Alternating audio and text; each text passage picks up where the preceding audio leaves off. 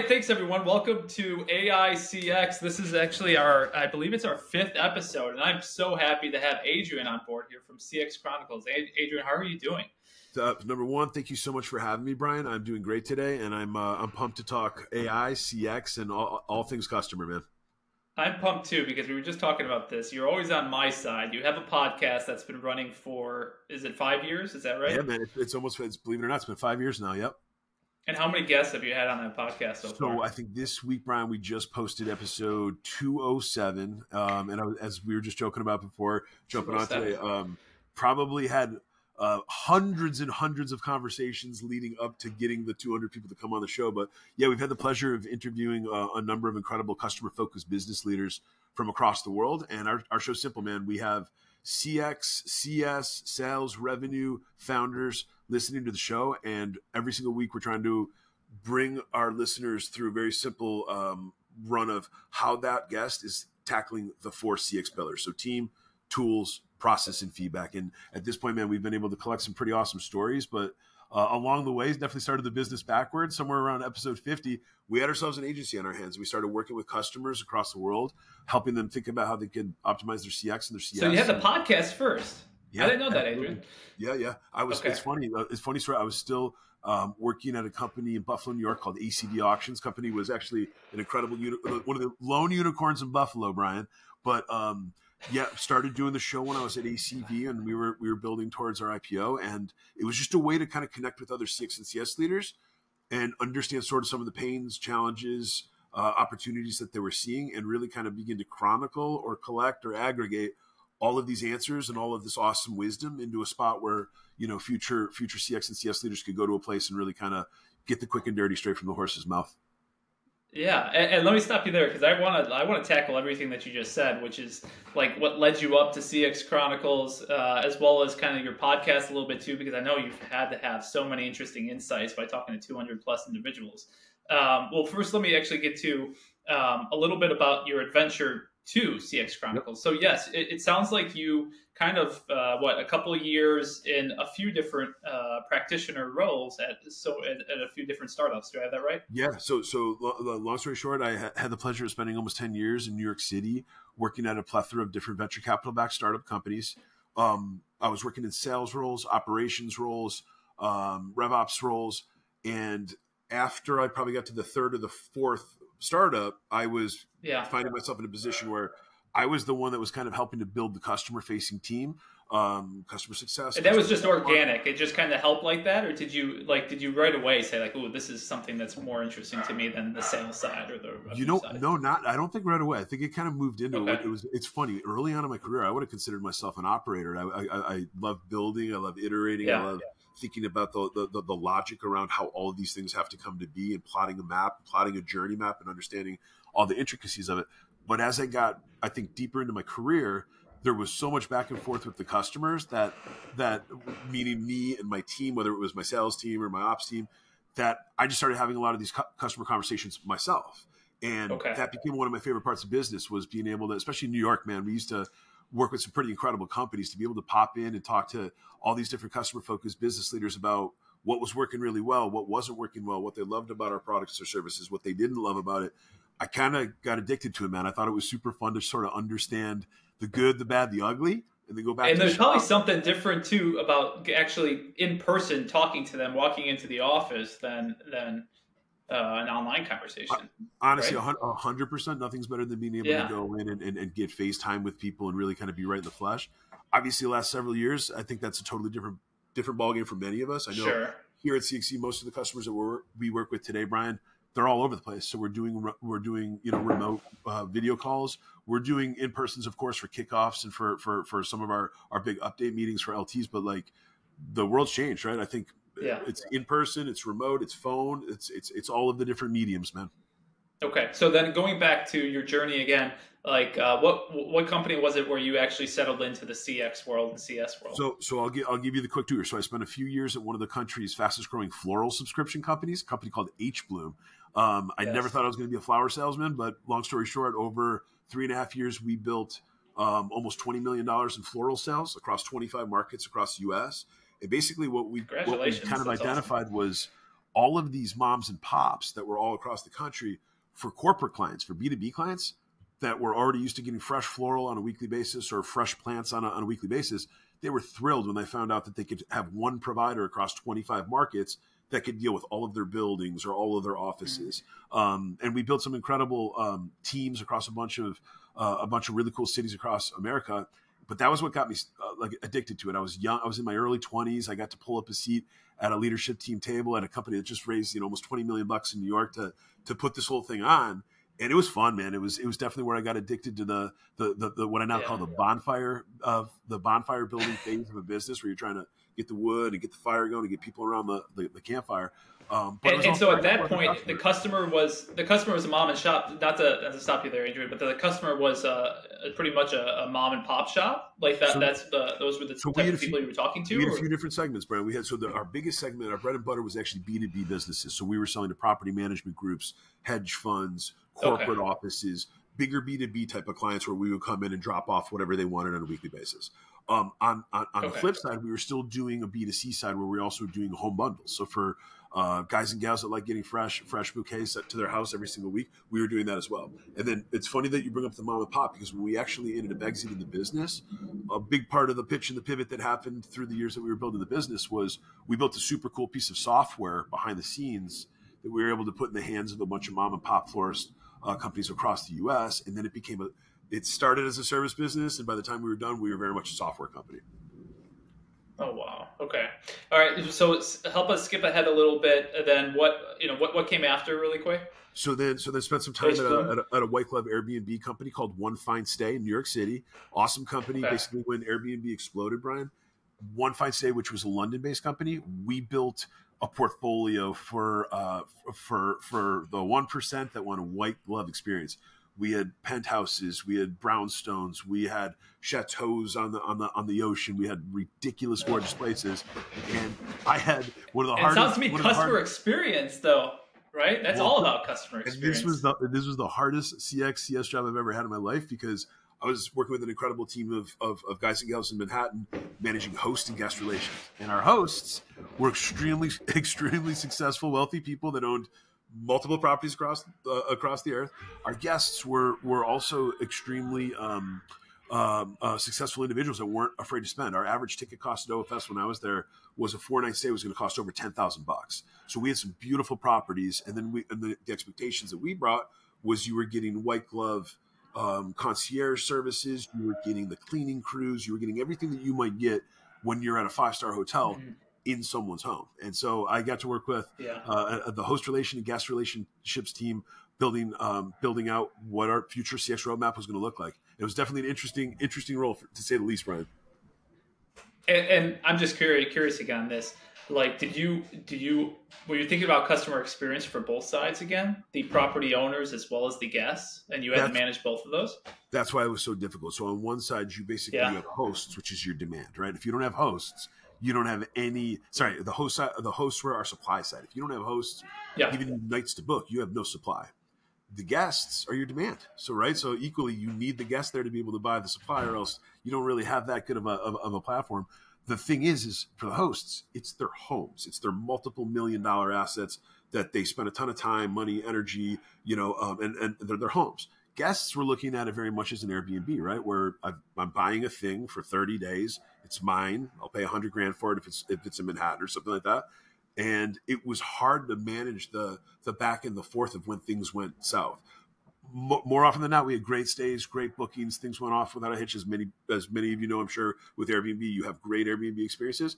Every now and then you can have bad experiences where things break or things go south or there's issues in the building. I know in New York City, a big part of our trouble is we got 10 million people that live on top of each other. So it was never necessarily the issue inside of the space. Oftentimes it was consternation in the building or with the doorman or with the neighbors. And so me and my team were constantly thinking about the host experience, the host journey side, and then we're constantly thinking about how the guest experience and the guest journey needs to work. So let me just ask you, because I don't know about this too much.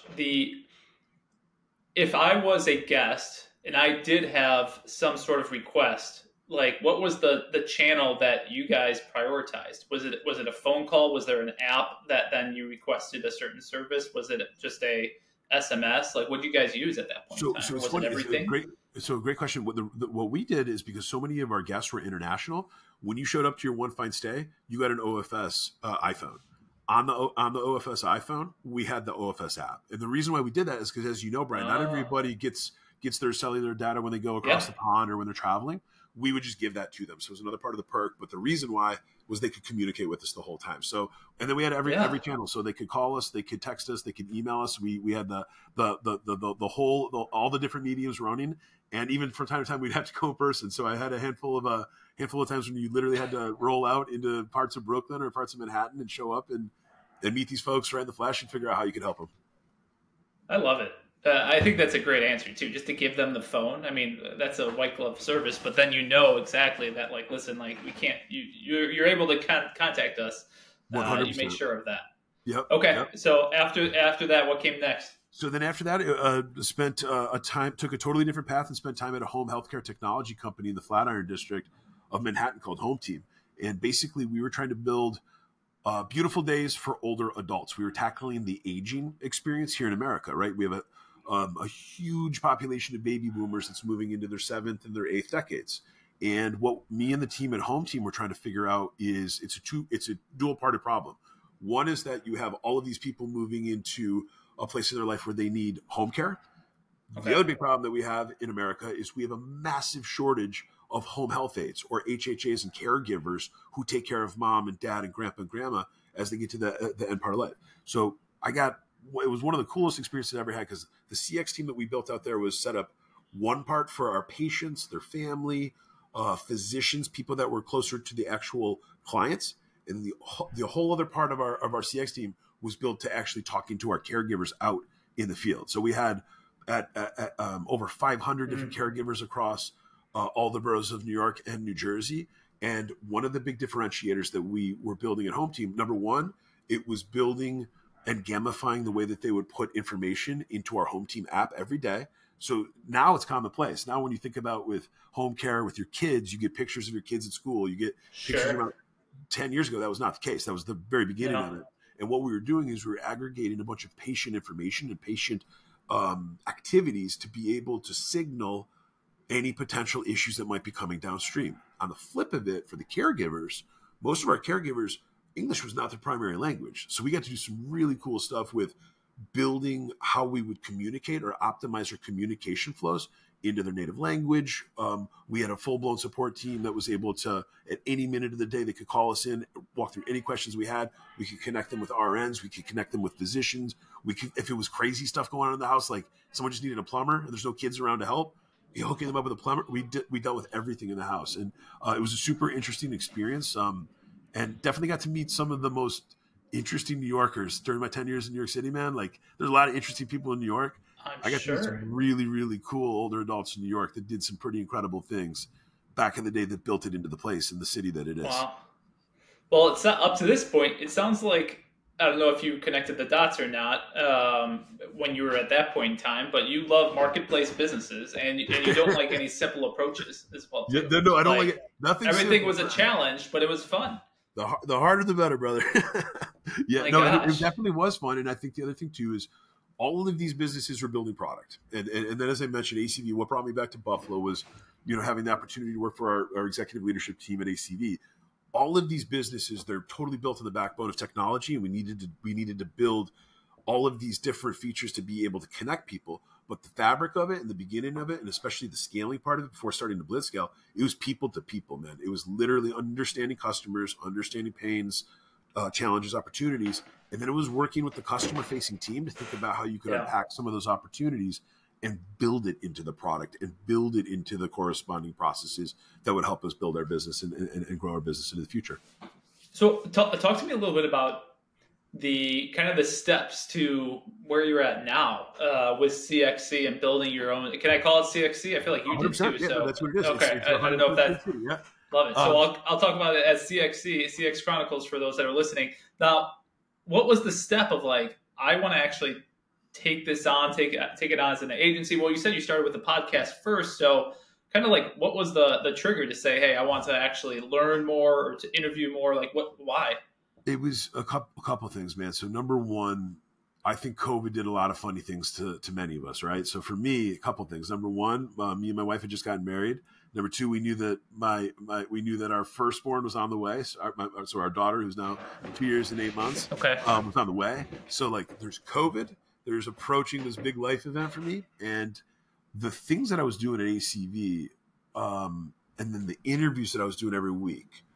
There was a couple things. Number one, I would be in my practitioner role at ACV, meeting with dealers across America, meeting with our incredible ACV teammates on sales, product, ops, basically storytelling up and down the ladder. I think what a lot of CX and CS future leaders need to understand is a big part of your game is being able to explain and tell a story extremely well at a high level up to your executive leadership team, where you can really kind of pin in and deep dive all of the main parts that are going to help with growth and help with optimization on the financial side.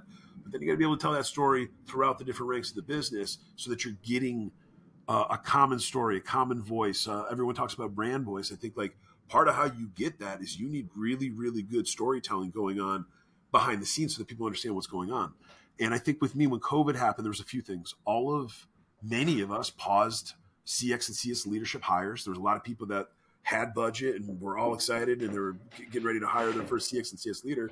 A lot of those people hit pause. And what was funny is I was sitting at my day job at ACV doing my podcast, was still talking to all these people about the common problems and challenges and how they were tackling team tools, process, and feedback.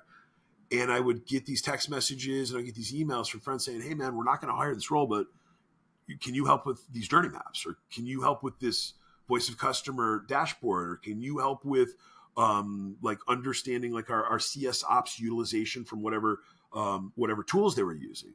And so I said yes to all of it because it was COVID and I was able to do my job and I was able to help my friends. And it kind of started to get me to realize, Brian, that wait a minute, between all of these people on the podcast, who by the way, we have wildly different types of guests from different industries, different businesses, different business sizes. We'll have people like most recently, we had an individual that has Melissa Kwan was on the show. It's her and 4 or 5 teammates, and they're doing a couple $1 million a year. All the way to we'll have executives from ServiceNow coming on, where they've got 25,000 employees and they're doing billions of dollars. So like, but I like that because what we're trying to do is show, regardless of your business, regardless of what you're selling or what your will or your where is, how do you tackle the 4 CX pillars? How do you think about the team side? How do you think about your tools? How do you think about process feedback? And all of this stuff started to come together, man. And I kind of knew that now might have been the best time. Number one, this became normal to work with your teammates like this, where it's not weird to not have to come into Chicago or to come into Manhattan and do the whole song and dance for a couple of days. It's very normal for us to get an hour a day like this and have an awesome working relationship, build a friendship, do great work. And so I kind of knew that the timing might have been perfect. And basically, people thought I was crazy. I did leave ACV right before our IPO, which was awesome because everything was such an awesome part of that experience. I just knew that type of work that I was doing there for those 2.5 years was going to be way more valuable to companies that were trying to come up that path. And really today, the bulk of the clients that we're working with are they're venture capital-backed startup companies. They have between 75 and 250 employees. They've already figured out how to achieve their first $10 million of annual revenue. And really what that allows us to do is, number one, you probably have a bunch of customers if you're north of $10 million, or you have a handful of strategic customers. Number two, you probably already have your customer experience and customer success game at least built or at least thought about. You at least have your initial framework that's helping to support and prop that up. And then number three, you probably need help with the revenue operation side of things, which is, how are you going to improve your customer portfolio health? How are you going to identify accounts or customers or points of contact that are ripe for upsell, cross-sell? How do you know who is in a safe retention spot versus an unsafe retention spot, where you can start to think about what you need to do with your renewals game? And what I started is this a lot of like the dashboard that you were talking about earlier, Adrian? 100%. Like how to help with that? Okay. Absolutely. A big part of this game, I think, is like so many CX and CS leaders, they ask for budget they think they need more people. They think they need more CSMs. They think they need more support agents. A lot of times they need more intelligence. They need more actionable intelligence where there's insights and there's trends and there's themes and there is distilled data storytelling that allows them to be able to actually do more with less and maybe actually make the team that they already have today be able to be a little bit more refined. And then I think the last part is just like, a lot of companies talk about upskilling and they talk about investing in their employees and investing in their team. But the reality is most VPs and up, if they get an hour a week with the team, that's good. If they're getting, an hour a month, maybe with each individual, probably not realistically. We both know that. So there's another piece to what we knew with our game, which is like another part of the CX and CS world is all about the ongoing coaching, education, being able to bring all of these different ideas and all of these different themes and actually bring them not just to the leaders of the CX and CS teams, but to the CSMs themselves and to the support agents themselves. Some of our customers are maybe the sales team is more involved because really the sales team is still a big part of the customer facing team for the early part of the journey. So it's really been a ton of fun to be able to kind of just take all of the learnings, the findings, the stories, the good and the bad that we've been able to kind of see not only in my career but with all of these awesome people on the podcast, and we bring that straight into our clients' teams' working sessions, and we bring it straight into helping to optimize their portfolio health. Oh, that's fantastic. So let me kind of you brought up the pillars. I'm curious, when you talk about the 4 pillars, where did that initially come from? And kind of what was your aha moment that's like, hey, I think I got something here with my 4 pillars? And go ahead, you can again define them for our audience. Okay, so number one, okay, I think when I got to like probably my third leadership team, I started to realize that a lot of the day-to-day minutia that I was bringing as a customer owner, the tickets and communication activities and team capacity planning and just like portfolio health, all this stuff, right? All the stuff that any CX and CS leader knows is like literally, it's the gold. It's the stuff where if you actually understand that stuff, you can literally start cooking with gas.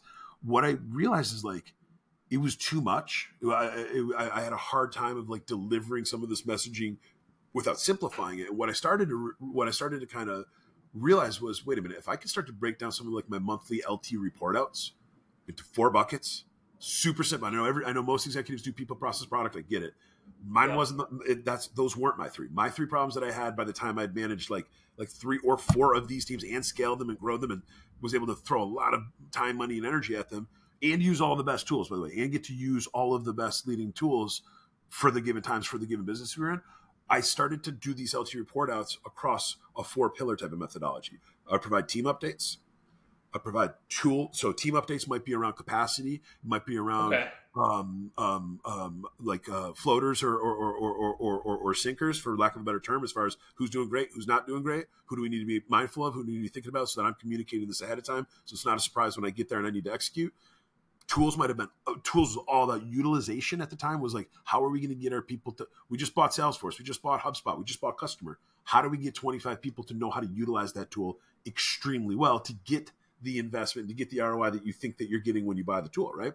The other big part of it was the aggregation piece. I'm not going to lie at all. Some of my best friends in every one of the companies I just shouted out are absolutely 100% product and data scientists, Brian. So like, I got the pleasure of being able to work with customers, work with customer-facing team, bring some of the ideas, the stories, the ideas, the themes, and then work with our data team or work with our product team or our tech team to be able to unpack it and try to translate it into a meaningful, digestible, valid story, right? So the tool side was always kind of understanding how to stitch together the data to tell a more meaningful story.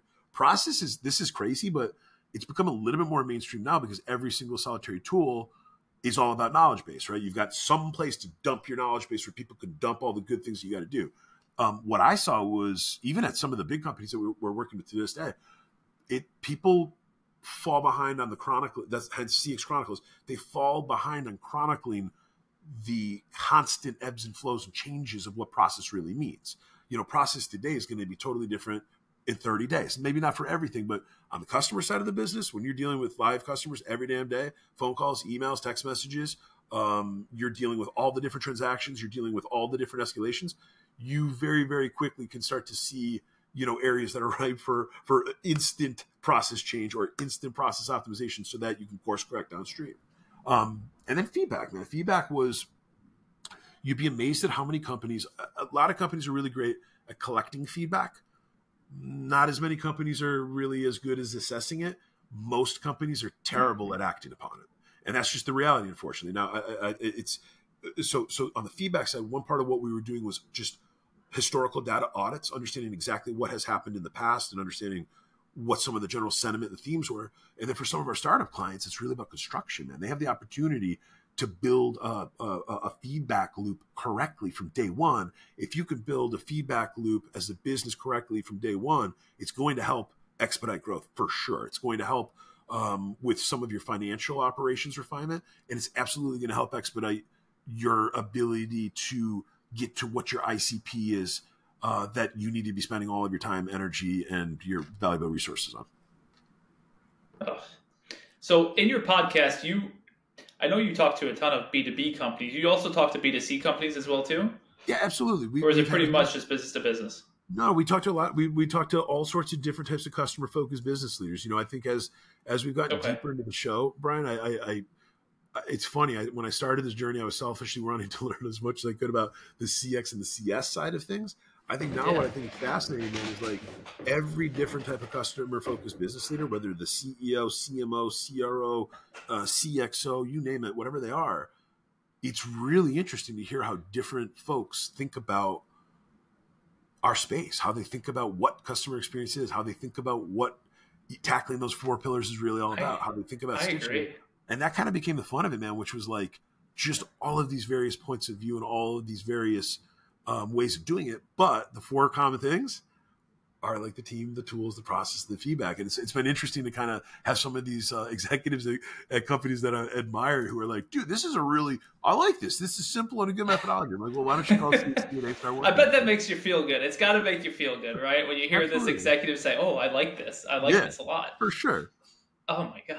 So, I guess while we're on the topic, I've always wanted to ask you this. Like, you've talked to, again, 200 plus people. Like, what are a few of your favorite podcasts that you really got a lot out of yourself when you were talking to these CX leaders? That is really, really. Do you have anything off the top of your head? I do know. I can pull it up. So I think a couple things. Number one, they've all been awesome for a variety of reasons. I think if I think about like a couple, just quick ones that come immediately. You gotta say thank you to everyone. I got you on that. You gotta say thank you to every single guest. And they're all awesome. But no, I would say that a few that come straight to mind. Dennis Yu, CEO of Blitz Metrics, incredible marketer, is super connected. I'm sure he's. What's Blitz Metrics? Blitz Metrics is Dennis Yu's company. So, and Dennis did, and let me see here, Dennis Yu I'll pull it up right now, on CX Chronicles podcast 135. Dennis just does all sorts of incredible things around, number one, just he thinks about customer experience, but he thinks about it very much as a marketer and as a demand generator, which is fantastic. But Dennis had all these incredible ideas around different ways that you could think about just building your business for success. He'd be one, I think. Soumya Kapoor is the CEO of a company called The Loops that we had on recently, who's building an incredible piece of software that is really, I think, going to change the way. So, and I know we're talking about AI and CX. Soumya is going to be a type of individual where The Loops is leveraging artificial intelligence to be able to do some of the things that aren't fun for humans to do, some of the number crunching and the tagging and the categorization and things that even people like me, dude, I remember even just 5 years ago, going through spreadsheets for large companies, going through 500 different customer segment points and literally doing manual tagging. So like there's companies like The Loops that Soumya was on recently talking about all the things that her and her team are doing to bring AI into front and center for CX. And then the last one would be the guys from Hire Horatio. So Jose Herrera and Alex Ross from Hire Horatio, they're building an incredible company. It's a BPO service, but they're doing all of the stuff that we talk about on the CX and the CS side of just customer love, customer centricity, leveraging EX and employee experience to fuel how your CX is going to actually be deployed. These guys are building an incredible team at Hire Horatio where they're helping companies across the world with, number one, having multiple languages on their live support team. But then number two, they're doing some of the stuff that we talk about a lot, that you're talking about on this show a lot, Brian, which is like, how do you stitch together people and tools and process so that people know how to do the same type of task or the same type of effort again and again and again seamlessly? And then how are you doing living correction so that you're not waiting for a lagging indicator to tell you 90 or 180 or 365 days down the road why you suck at something? You should be getting that stuff now. And if you can course correct a few degrees earlier, then you could theoretically keep your ship going in the right direction longer, right? With less effort. Right. So those would be three examples. Well, Yeah, no, that's great. I wanted to put you on the spot there, just kind of because you, again, you've talked to so many individuals. Yeah, sorry about that, but you've talked to so many individuals that are passionate CX. I had to ask you that, so I'll definitely check those episodes out. And it sounds like those episodes are a reminder for you, because like those are the ones that you kind of took away some new ideas and new tactics and new thoughts that you weren't thinking before. And I just think it's really cool to see different sized companies changing the world of CX and CS, man. Like Dennis has got a small team. Somia's building a small team. Alex and Jose, different story. They're building a massive team right now. And I just think it's cool for our listeners to be thinking about, like, there's so many different ways that you can game change this space, man. There's so many different possibilities that you can kind of dive into and really kind of change the game and change the future for CX and CS. Yeah. I wanted to get your insights too on a hypothesis that I've had, and I've had conversations with other guests in the last couple of weeks on this podcast here. But again, it goes to like customer experience, and you kind of nailed it. Like, sounds to me that no one has a proper almost definition of what a great customer experience is. Like, it is very subjective to the company, to the brand, to the customer, to the CSM that's running that play, right? And so I wanted to get your opinion on this, where do you agree with that? Like, is it subjective? Is it actually, no, you can define great customer success? And I kind of wanted to also ask you, like, who at the company should define that, what customer success is at X company? So, I mean, awesome question. I just think that I fall into the camp of where there's a million different answers, man. I think the way that I answer what customer experience is I always think about it as the journey. I think about customer experience is the actual journey, the step-by-step journey that your customer or your user walks through to be able to experience or actually embrace your product or your service. And so, like, to get like granular, it's bringing, and this is why CX can be such a deep and dirty space, is like, it can be everything inside of, if you think about your traditional customer journey map, you think about everything that happens in awareness to even get to the point of how you get a user or a customer to consider it. Consideration is your second big piece.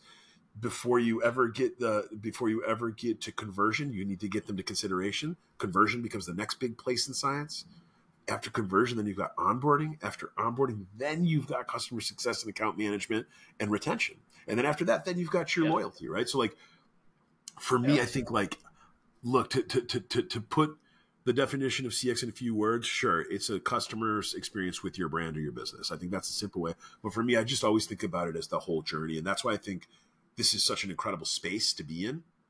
And then secondly, this is why I think this is an incredible professional space to be in, because we get, like, CX and CS leaders, we get our hands into all of it, man. We literally get, whether we like it or not, it's a different story. So that's why you gotta pick a company that you really like being involved in the minutia. But like, we get our hands in all the stuff, right? Because you do have little bits and pieces and parts of the entire journey that you're kind of interplaying with.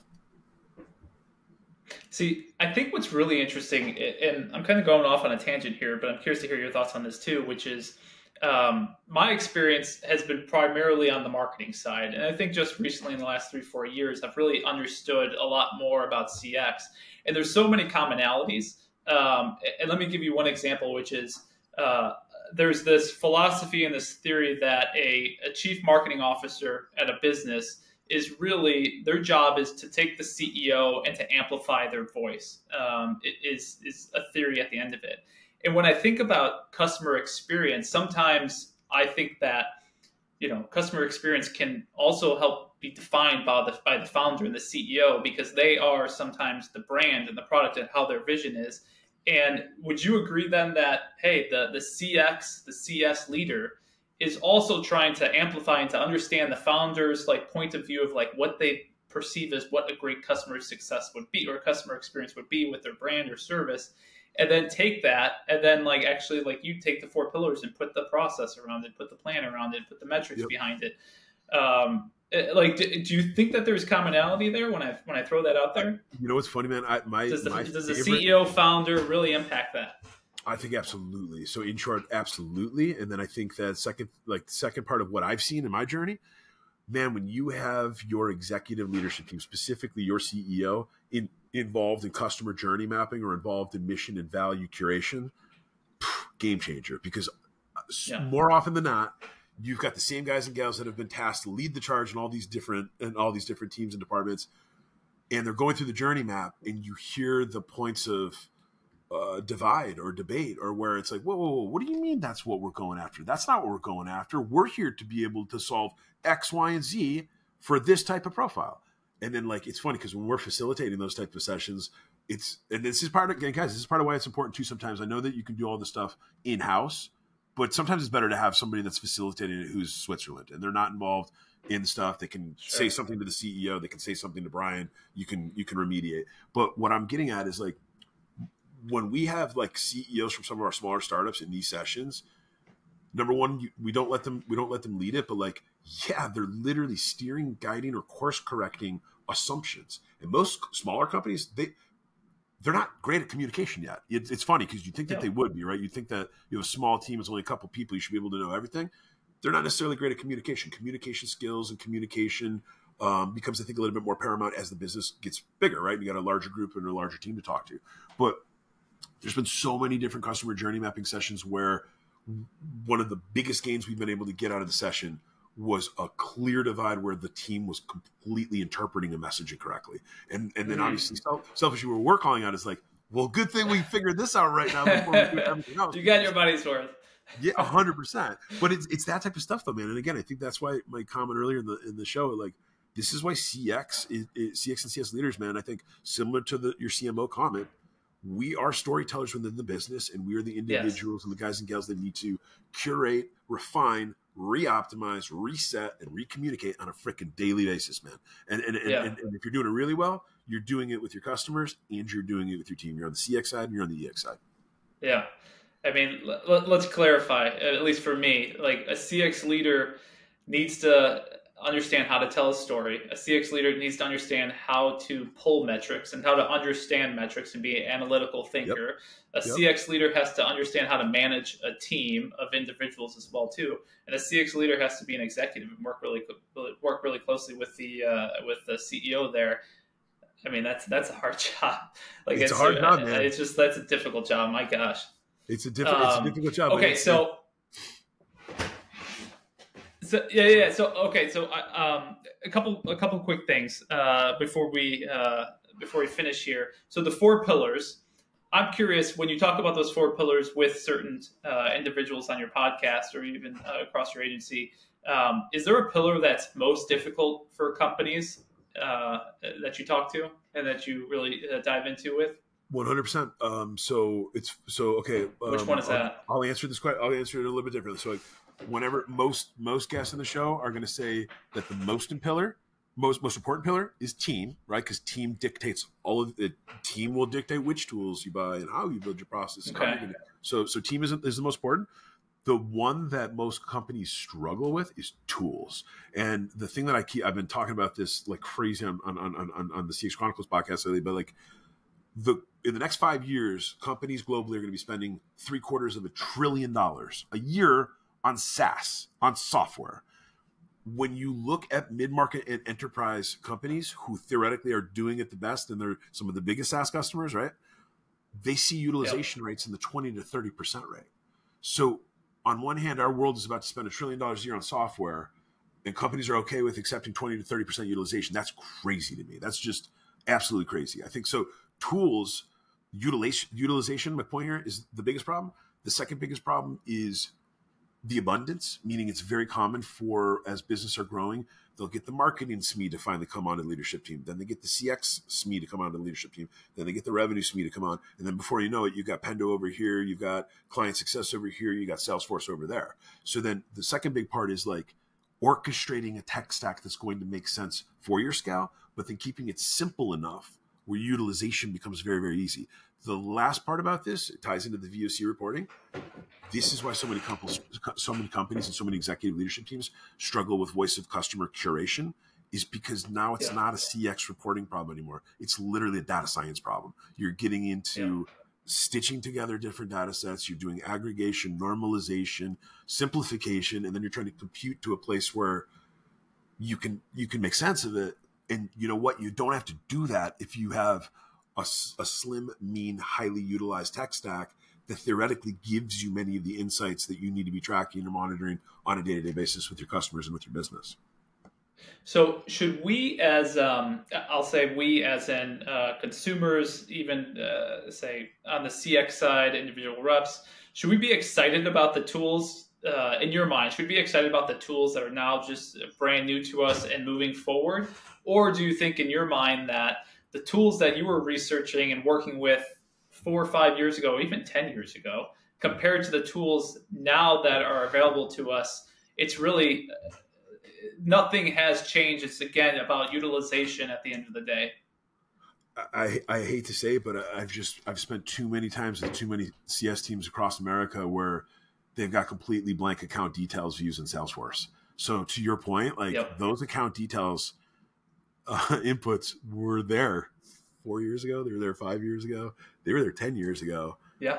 So yes, I think some of the new emerging technology is going to leverage simplification a little bit more. So that cumbersome is a problem, right? If a tool is cumbersome, people don't want to use it, right? So I think simplification will continue to be a big like differentiating factor for modern companies. AI, everything. I know everyone's talking about AI, but like what I think AI really is going to kind of drive ahead on some of the modern companies is insights. So insights, you shouldn't need to have a data scientist. You shouldn't need to have a Brian or Adrian who's got 15 years of crunching. You shouldn't have, that shouldn't, AI could do that for us, right? If you know you got 1,000 customers and you go on 1,000 customers, you got 5 activities per customer, you should be able to crunch those 5,000 activities, and I should be able to click a button and see what those insights look like so I can make some strategic decisions. So I think like utilization, yes, it's a big part of it, but I think there's still some incredible tools coming out. Don't get me wrong at all. We're partnered with a bunch of awesome up and coming, CX and CS focused SaaS tools. We are constantly learning and finding the newest tools that are hitting the market because it at least gives us another conversation to have with prospects and to have with some of our customers at CXC, because then at least we can go do some of the homework that they can't do while they're busy running their jobs. So that's some of the CXCS ops support stuff that we're trying to provide and trying to build. Yeah. Oh, no, I believe that. I mean, at the end of the day, just throwing my thought out there too, after all these different types of conversations, like there's a lot more opportunity internally, like you said, finding the insights, connecting the dots, understanding spreadsheets, building processes internally for CX teams with the help of AI right now is by far, I think, the biggest lever to pull. And then utilizing that, I think, afterwards for actual customers. 100%, man. 100%. Yep. Well, gosh, I can't believe that. I could talk to you forever, Adrian. I really do. I'd love to continue this conversation again, but we're going to stop right here. But again, thank you for your time. I wish you the best at your agency. I wish you the best with podcasts. What do you want to get up to? You're at over 200 podcasts right now. Do you want to get to what? Or you don't even have a number. You just there's no goal. I think the next step too. So real quick, check out the podcast, CX Chronicles podcast, cxchronicles.com. If you want to learn more about the 4 pillars, check out our book, The 4 CX Pillars to Grow Your Business Now. That's available on Amazon. And then to answer your question, our goal for 2024 is we now have a list of some of the executives that we have had on the first 150 or 200 episodes. We're going to go visit them in person. We're going to start doing more video content at CXC. Oh, nice. We can actually go and try to put the 4 pillars into a visual sense. So that's going to be one of the next big things. And then we're always focused on customer focused leadership business content, man. So we're always putting out different playbooks or short guides. So check me out at Adrian Brady-Cesana and LinkedIn and take a look at all the content that we're putting out there from CXC. Sounds great. That's awesome. Well, good luck to you again. I wish you the best, and we'll talk in the future, Adrian. Brian, thank you so much for having me, man. This is a pleasure. Thanks, guys.